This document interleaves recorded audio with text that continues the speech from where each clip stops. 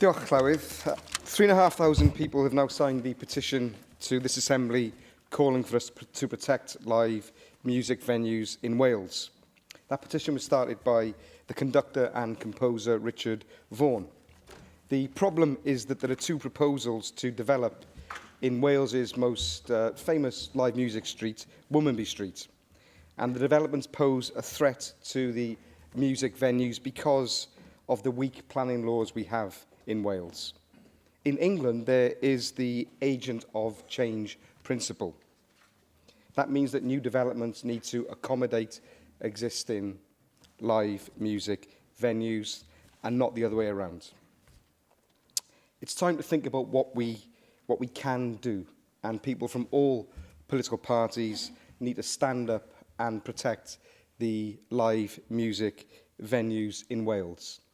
The proposals for Womanby Street should be rejected unless there are cast iron guarantees that the existing live music premises will not be affected. And our Senedd needs to listen to the thousands of people who have taken the time to sign the petition, because we need a change in planning law.